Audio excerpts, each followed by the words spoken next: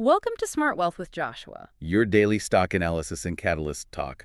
Today we're looking at CoreWeave. If you find our talks useful, please consider subscribe, like, and comment underneath. So I want you to imagine a company borrowing $21 billion.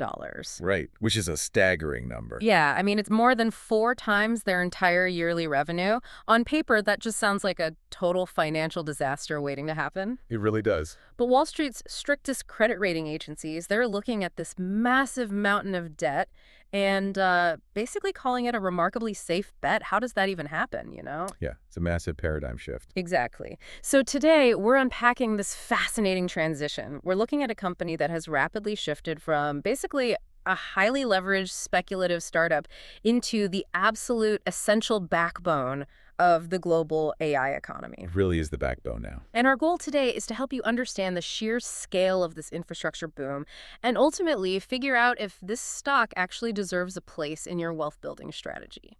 Yeah, and to really grasp this, it requires a complete perspective shift on what the cloud actually is right now. I mean, for the last 10 years, we've been taught to think of the cloud as something, weightless. Like just software and code floating around? Exactly, just invisible data. But the AI cloud is heavy industry. It is steel, it's massive power contracts, and it's industrial scale cooling. You're basically witnessing a generational transition in how raw computing power is manufactured and distributed. Right, and to really wrap your head around why Wall Street is just in a total frenzy over this specific infrastructure play, we have to look at the sheer unprecedented velocity of the money flowing in. The numbers are just wild. They really are. I mean, we're looking at a fiscal year 2025 revenue of $5.13 billion. That is a 167.9% year-over-year increase. Which is almost unheard of for a company to grow that fast once it crosses, the multi-billion-dollar threshold. Exactly. Usually, the law of large numbers kicks in, right? Like going from a 10 million to 20 million in revenue is relatively easy. Sure. But going from 2 billion to 5 billion is a logistical nightmare. And what's staggering here is that the growth isn't decelerating at all. No, not even close. Management's guidance for 2026 is astronomical. They are modeling to hit between $12 billion and $13 billion. Wow. Yeah, they're essentially telling the market they're going to more than double their revenue yet again at a massive, massive scale. Which brings us to the crown jewel of this entire bullish thesis. Yeah. The number that really matters for you as an investor looking at long-term wealth is their total committed revenue backlog. And this is the number that changes everything. It really does. Right now, that backlog sits at a staggering $66.8 billion. Yeah. That is roughly 12 times their entire 2025 revenue. Think about it like a high-end, world-renowned restaurant. They aren't just busy tonight. They are fully booked, with every single table paid for in advance every single night for the next 10 years. That restaurant analogy is perfect, and it highlights exactly why this is so critical for a wealth-building strategy. In the heavy infrastructure world, a backlog of that size creates a massive financial floor. Right. It protects you. Exactly. It de-risks future cash flows. The company is no longer operating on the, build it and they will come model. They aren't laying miles of fiber optic cable and pouring concrete, just hoping someone rents the server space later. Right. They're executing against ironclad, guaranteed contracts. Yeah, they've effectively pre-sold their computational capacity years before the servers are even plugged in. That's crazy. It is. And that level of forward visibility, it changes everything about how a business can operate. It allows them to aggressively plan their capital expenditures, lock in specialized financing, and just ignore short-term macroeconomic panic. Because they already have the checks. Exactly. They have a degree of certainty that almost no other publicly traded tech company possesses right now. Okay, but let's pause here because if they have $66 billion in guaranteed contracts, I mean, someone has to be writing those massive checks. How exactly did they secure tens of billions of dollars in commitments? It really comes down to a deep competitive moat and a string of recent mega deals that fundamentally altered the whole market landscape. We're talking about 2 specific massive catalysts here. Okay. First, a $21 billion long-term contract with Meta, and second, a multi-year deal with Anthropic. Two of the absolute biggest players in AI right now. Exactly. And to service those giants, they've leveraged an incredibly deep integration into the NVIDIA supply chain. That guarantees them priority access to NVIDIA's upcoming Vera Rubin platform. Okay, we should probably clarify what that is because Vera Rubin sounds like an astronomy term, but it's actually NVIDIA's next generation AI chip architecture, right? Yeah, that's right. It's the cutting-edge silicon that every major tech company is currently fighting to get their hands on. Mm. So priority access to Vera Rubin is a massive supply mode. Because everyone else is just waiting in line. Right. Competitors are begging NVIDIA for allocation. Yeah. But because this company's data centers are purpose-built strictly for these high-performance GPU-native workloads, they get prioritized. Wow. And that hardware exclusivity allows them to command incredible pricing power. It translates to a staggering 71.7% gross margin. Okay, I have to push back on this, though. If I'm looking at this as an investor, my immediate worry is why wouldn't a tech titan like Meta just build this infrastructure themselves? It's a fair question. I mean, Meta has practically unlimited resources. Why on earth would they pay a third party and let them capture a 71% profit margin? That is the core of the build versus buy debate that Right. Wall Street analysts have been wrestling with for months. If you look at the recent notes from analysts like the team at Bernstein, the answer becomes very clear. Which is? Building specialized AI infrastructure is incredibly complex, and the company we're analyzing is actively winning that war. You have to remember, traditional data centers were built for normal web traffic. You have a server rack pulling maybe 10 to 15 kilowatts of power, and standard air conditioning keeps it cool. But AI server racks, they pull 100 to 120 kilowatts. So if you put an AI server into a traditional data center, it basically just melts. Literally melts down. Okay. The thermal output is way beyond what traditional air cooling can handle. Yeah. You need advanced liquid cooling designs, you need massive new power contracts with local grids, and highly specialized real estate. Oh, I see. Yeah. Meta realized that designing the AI models is their core competency, but pouring concrete, securing water rights for liquid cooling, and managing power substations, that is a totally different business. They're buying speed to market. And beyond the physical build, there is a software trap too, isn't there? You mentioned earlier that the transition from training AI models to actually running inference creates a really sticky customer base. Oh, absolutely. It creates an incredibly high switching cost. Think about it this way. When you train a massive AI model, you are building a highly complex, interconnected web of logic on a very specific hardware foundation. Right. Inference is when that trained model actually starts answering questions for end users. So it's kind of like trying to move a major city's entire subway system to a different gauge of track overnight. You can't just pick up the subway cars and move them to a new tunnel. You have to rebuild the entire infrastructure from the ground up. That is a brilliant way to frame it. Migrating an AI model's architecture from one specialized cloud provider to another is technically perilous. It's a nightmare. It really is. It causes massive downtime, it requires rewriting code, and it is brutally expensive. Right. So once a giant like Meta or Anthropic builds on this infrastructure, they do not leave. The friction is simply too high. Okay, but wait. Let's go back to the physical side of things. If they have to build all these specialized liquid-cooled data centers from scratch to fulfill that $66 billion backlog, that physical concrete, copper, and cooling infrastructure isn't free.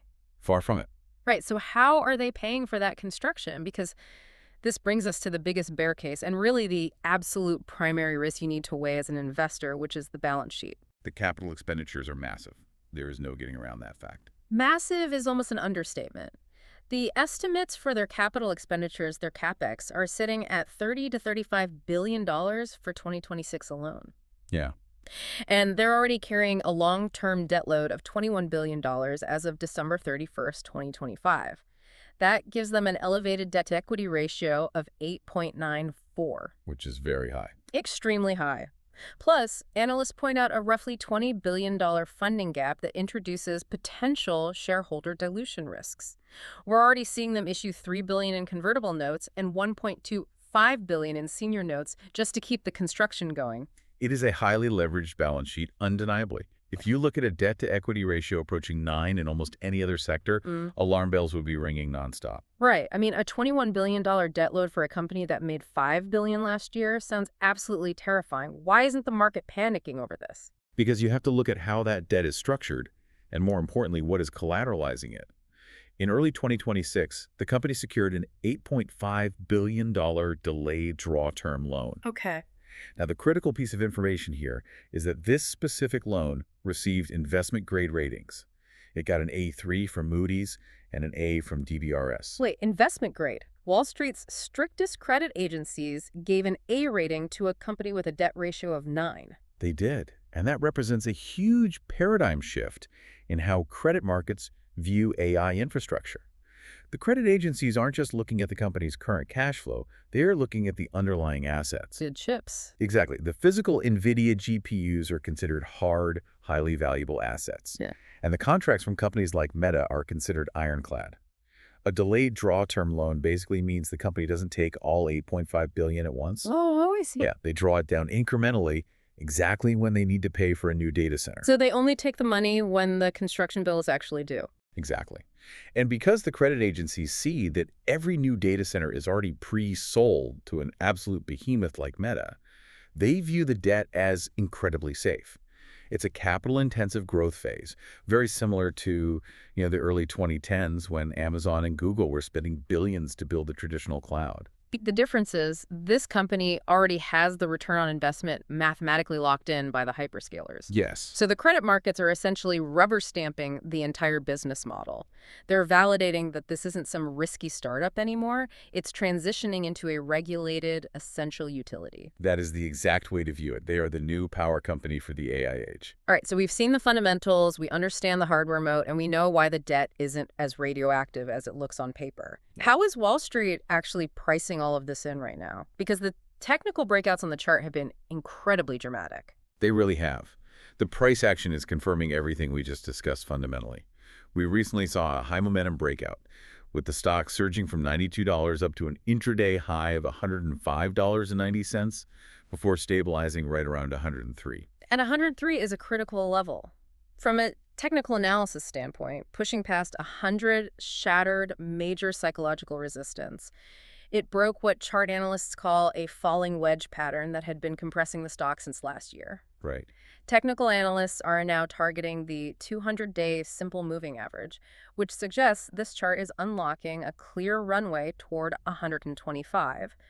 But what caught my eye wasn't just the price, it was the volume. The volume was huge. Yeah, we saw trading volume hit 149% above the 3-month average. At one point, 4.4 million shares traded hands in a 15-minute window right after the Anthropic news dropped. That drove a 12% single-day gain.